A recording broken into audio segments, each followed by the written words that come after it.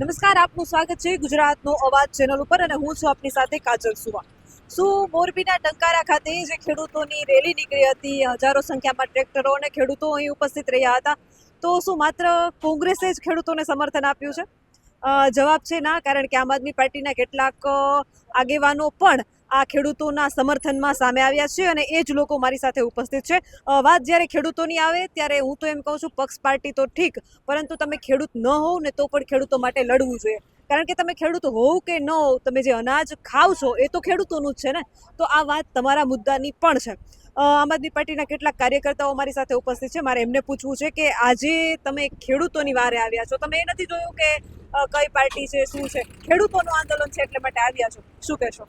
હું એક ખેડૂતના દીકરાના નાતે કોઈ પાર્ટીથી પણ પર થઈ અને જ્યારે ખેડૂતના હિત માટેની વાત હોય, ખેડૂત માટેની જ્યારે લડાઈની વાત ચાલતી હોય, અત્યારે મોરબી જિલ્લાની આસપાસના જે કંઈ પણ તાલુકાઓ છે એની અંદર આ વીજ પોલનો જે પ્રશ્ન છે એમના માટે અમારી આમ આદમી પાર્ટીની ટીમ અવારનવાર લડાઈ લડતી પણ હોય છે।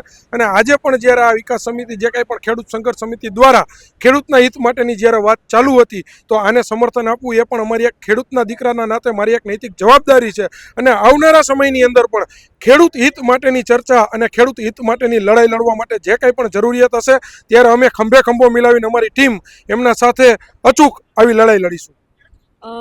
ગઈકાલે જ પ્રવીણભાઈ રામ અને રાજુભાઈ કરપડાને જામીન મળ્યા છે અને એ સિવાયના ટોટલ 7 લોકોને જામીન મળ્યા છે અને હળદળની ઘટનામાં જેટલા ખેડૂતો જેલવાસ ભોગવતા હતા એ બધાને હવે જામીન મળી ગયા છે। હળદળની ઘટનાને લઈને શું કહેશો? હળદળની અંદર જે કંઈ પણ ઘટના ઘટી હતી એ એક આ સરકારનું જે પ્રેરિત કાવતરું જે ગણી શકાય એ ટાઈપની ઘટનાઓ હતી, કારણ કે ઘણા બધા નિર્દોષ ખેડૂતોને મારવામાં આવ્યો હતો। ઘણા બધા નિર્દોષ ખેડૂતો કે જેમને આની સાથે કોઈ લેવા દેવા નહોતા, એમના ઘરની અંદર ઘૂસીને એમના હાથ ને પગમાં ફ્રેક્ચર થઈ જાય એ રીતનો મારવામાં આવ્યો હતો। અને એની લડાઈ જ્યારે કરદા પ્રથા નાબૂદ કરવા માટેની જે લડાઈ લડવા માટે જે અમારા જે પ્રવીણભાઈ અને જે રાજુભાઈ અને અન્ય બીજા ખેડૂત મિત્ર જે જેલવાસ ભોગવતા હતા એમને જામીન મળ્યા છે અને આવનારા સમયની અંદર પણ બમણી તાકાતથી, કારણ કે એ લોકો જે અંદર ખેડૂતો જે તાકાત સંઘર્ષ જેલની અંદર જે વેઠીને આવ્યા છે, અમારા જે લડાયક યોદ્ધાઓ જે રાજુભાઈ હોય કે પ્રવીણભાઈ અંદર મજબૂત બનીને જ્યારે બહાર આવ્યા હોય, તો આવનારા સમયની અંદર ડબલ તાકાતથી ખેડૂતોના હિત માટેની લડાઈ અમે બધા સાથે મળીને લડીશું। ખાસ મોરબીથી છો અને આપમાં જોડાયેલા છો। મોરબીમાં ખેડૂતોને વીજ લાઈન મુદ્દે જે સમસ્યા છે, આજે આપણે જોયું છે ટ્રેક્ટરોની એ રેલી અને ખેડૂતોની જે સંખ્યા હતી એ બતાવતા હતા કે ખેડૂતો વીજ લાઈન મુદ્દે ત્રાની માંગ પોકારી ગયા છે અને ગઈકાલે રાજુભાઈ અને પ્રવીણભાઈને જામીન મળ્યા, તો એમની પાસે પણ ગઈ હતી, એમની સાથે વાતચીત કરી હતી, તો એમનું પણ કહેવું છે કે વીજ લાઈન મુદ્દે આપ પણ અવાજ ઉઠાવશે। મોરબીની આપની જે કમિટી છે એને આવનારા સમયમાં વીજ લાઈન મુદ્દે શું કોઈ આયોજન કર્યું છે, અવાજ ઉઠાવવા મુદ્દે ખેડૂતોની વારે આવવા માટે તમારી કોઈ આગોતરી તૈયારી છે? ખાસ કરીને બેન, પહેલા તો અહીંયા સત્તા પક્ષની અંદર બેઠેલા જે કંઈ પણ નેતાઓ એ પણ એક ખેડૂતના દીકરા છે। સૌ પ્રથમ તો ફરજ સત્તા પક્ષમાં બેઠેલા નેતાઓની બને છે, પણ આ માયકાંગલાઓ છે, આમની પાસે ખેડૂતને અત્યારે કોઈ અપેક્ષા રાખવા જેવું જ નથી, કારણ કે આ ખેડૂત હિત માટેની કોઈ વાતની રજૂઆત ગાંધીનગર સુધી કરી જ નથી શકતા। એટલે આવનારા સમયની અંદર ખેડૂત હિત માટેની જે કંઈ પણ લડાઈઓ છે એ મોરબીની અંદર અમે અવારનવાર લડતા પણ હોઈએ છીએ। રાજુભાઈ સાથે અમે ખેડૂતના 2-3 સંમેલનો પણ કરેલા છે અને જિલ્લા દીઠ અમે ખેડૂતોને લગતી સભાઓના આયોજન પણ કરી ચૂકેલા છીએ ભૂતકાળની અંદર। ને આવનારા સમયની અંદર પણ ખેડૂત માટેની કે એમના વીજ પોલના જે કંઈ પણ પ્રશ્ન છે, પાકના યોગ્ય ભાવ નથી આપવામાં આવતા હોતા, આવા ઘણા બધા પ્રશ્ન આમાં ખેડૂતોને આ સરકાર દ્વારા, આને હું એક કોર્પોરેટ સરકાર ગણું છું, કારણ કે મોટા ઉદ્યોગકારોના જ અવાજો સાંભળે છે, ખેડૂતોને તો ભાગબટાઈ કરી અને નોખી રીતના દબાવવાના પ્રયાસો કરવામાં આવતા હોય છે। તો આવા ખેડૂતોને સાચી હકની લડાઈ લડવા માટે થઈને એમની સાથે જોડાવું એ પણ એક ખેડૂતના દીકરા તરીકે મારી નૈતિક ફરજ છે। અને આવનારા સમયની અંદર આમ આદમી પાર્ટી એક મજબૂતાઈથી મોરબી જિલ્લાના ખેડૂતોના પ્રશ્નને લઈને સંઘર્ષનો સમય હશે ત્યારે તાકાતથી લડાઈ લડતા રહેશું। આમ આદમી પાર્ટીનો સામાન્ય રીતે એક શબ્દ છે પરિવર્તન, શું લાગે છે 2027માં પરિવર્તન આવશે?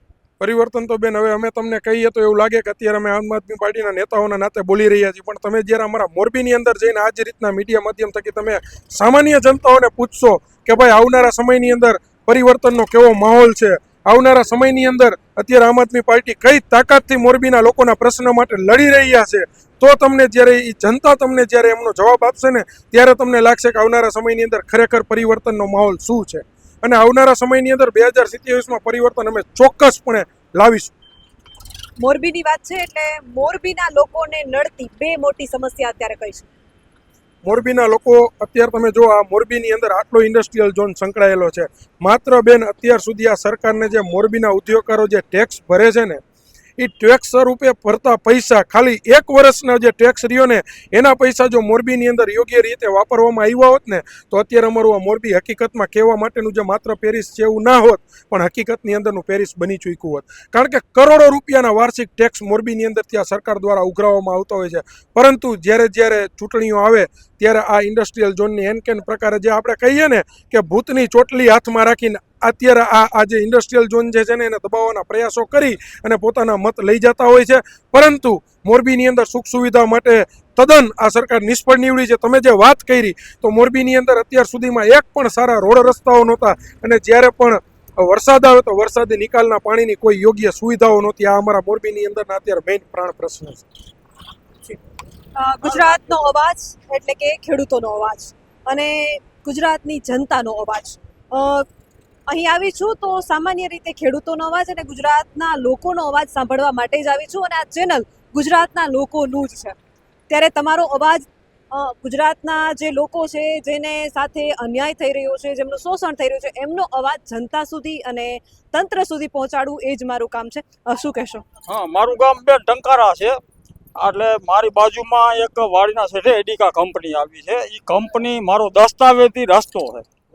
9/4/2025 ચોથો મહિનો અને ચોથો શનિવાર, અને મામલતદાર 4 દી રજામાં ઉભી રાતનો પ્રોડક્શન માંગીને રાતનું કામ કર્યું ચાલુ વરસાદે આ લોકોએ. અને બીજું હજી એથી એને સંતોષ ન થયો તો અગાઉ મારી ઉપર એને કેવિટ દાખલ કરી કલમ 148 મુજબ કે ટંકારા હેમત મોહન અમારી કંપની કણે પૈસાની માંગણી કરે છે અને અમારા કામમાં રૂકાવટ કરે છે. એટલે આપણે એના કાયદાનું પાલન કર્યું. પછી મેં આરટીઆઈ માગી તો મને હજી વચનાગાળાનો જવાબ હજી પ્રમ દિવસે આપ્યો ડેપોટી, અને એને પ્રમ દિવસે જવાબ આપ્યો. તો એમાં ચોખ્ખું લખીને મને એવું આપ્યું છે કે જે રસ્તો રહ્યો રસ્તાથી 6 મીટર દૂર નાખવાની છે 11 kV લાઈન, અને આ પ્રાઇવેટ કંપની છે. અને એનો જે ટીપણનો રસ્તો છે એ અહીંયા નથી, અને એ રસ્તો આમ બારોબાર 10 ફૂટનો બોલે. અમારી કોઈની હાજરી છે નહીં અને આ કામ કરી ગયા છે. તો આ કઈ રીતે આ બધું હાલે છે? મામલતદારને કીધું તો મામલતદાર કે હું રજા ઉપર છું. પણ દેથરિયા સાહેબને મેં ફોન કર્યો રાતે 10:30. દેથરિયા સાહેબ કે એ થશે કે બરાબર.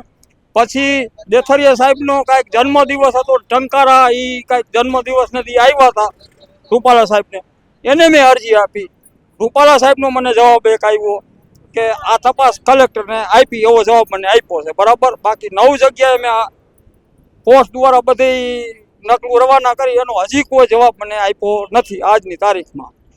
એટલે આ રસ્તો રહ્યો 361 નકશા, એના પુરાવા, એના જે કાંઈ મારી કણે ટીપણ ટોટલી છે ને 18 ફૂટનો રસ્તો, અને એ દર્શાવે 33 ફૂટનો રસ્તો. 90 વર્ષનો આ રસ્તો બોલે. એટલે આ ખેડૂતોની તો આમાં જે કાંઈ આમાં દેથરિયા હોય કે ગમે કલેક્ટર હોય કે બધા આમાં મિલીભગત જ છે આ લોકો. એટલે નાના માણસોનું હવે હું એ રસ્તો મારા જે ટીપણનો રહ્યો ને એ વ્યક્તિગત મારા એકનો જ છે બરાબર, અમારા ભાઈ ભાગનો. તો એના હોવાનો જે કામ કર્યું તો અમારી મંજૂરી તો જોઈ ને, દસ્તાવેજ રસ્તો એના મારી ઘણા બધા આધાર પુરાવા ગમે ત્યારે મને મામલતદાર કહે તો ભલે, મીડિયા કહે તો ભલે, અને હું રજૂ કરવા ગમે ત્યારે તૈયાર છું. મોરબી જિલ્લાની અંદર મહેસૂલ વિભાગની કામગીરી, જેમ અત્યારે દાદા ખેડૂત મિત્રએ જે કીધું કે મહેસૂલ વિભાગની જે કામગીરી જે લઈ અને ખાસ તો ખેડૂતોને જ્યારે કલેક્ટર ઓફિસ હોય, મામલતદાર ઓફિસ હોય, પ્રાંત અધિકારીએ જવું હોય ને, એટલે મોરબી જિલ્લાની અંદર આ ખેડૂતને જેલની અંદર જવા બરાબર તકલીફ ભોગવી રહ્યા છે. કારણ કે નાના મામલતદારથી લઈ, પ્રાંત અધિકારીથી લઈ અને કલેક્ટર સુધીની ખેડૂત માટેની આ સરકારની અંદર કોઈ પણ જાતની જવાબદારી છે નહીં. ખેડૂત જ્યારે પોતાના કાગળિયા લઈ અને આવી કચેરીઓના પગથિયા ચડતો હોય ને ત્યારે ખેડૂતને આ કચેરીની અંદરથી કામ કઢાવવું એના કરતાં તો 6 મહિનાની જેલ ભોગવી આવી સારી. એવી રીતની અત્યારે આ ખેડૂતની લઈ અને અંદરથી એના દુઃખ બોલી રહ્યા છે. બેન, આ લોકોએ ખેડૂતોએ ફરિયાદ કરેલી છે. ફરિયાદ કરી તો ઉલટાના ખેડૂતોને ત્યાં પોલીસ સ્ટેશન નિવેદન લેવા બોલેલું છે. જે આરોપી છે એ લોકોને તો બોલાવવામાં નથી. જે કાકાએ વાત કરી મેં તો વાત કરું છું, ત્યાં રસ્તો કાયદેસર આરાખે પ્રમાણે 12 થી 13 ફૂટનો હશે, તો બાજુમાં 6 મીટર મૂકીને વાયર નાખવાની વાત છે. કેબલ એ લોકોએ નાખ્યું, એમાં અનલીગલી કામ થયું છે. ગુજરાતનો અવાજ કાજલ સુવા ચેનલનું નામ એટલા માટે રાખ્યું છે કારણ કે આ ચેનલ મારું પોતાનું નથી. આ ગુજરાતના લોકોનું ચેનલ છે, ખેડૂતોનું ચેનલ છે અને હું આ ચેનલના માધ્યમથી જ કહું છું કે ગુજરાતના કોઈ પણ નાગરિક સાથે, ગુજરાતના કોઈ પણ ખૂણે અન્યાય થતો હોય, શોષણ થતું હોય તો તમે અવાજ ઉઠાવો અને મારો સંપર્ક કરો. હું ગુજરાતના કોઈ પણ ખૂણે એની ટાઈમ તમારા પ્રશ્નોને સાંભળવા અને તમારા પ્રશ્નોને વાચા આપવા આવીશ. ખાસ કરીને આપણું ગુજરાતનું ચેનલ છે, સબસ્ક્રાઇબ કરવાનું અને ઇન્સ્ટાગ્રામ અને ફેસબુક પર ફોલો કરવાનું ચૂકશો નહીં.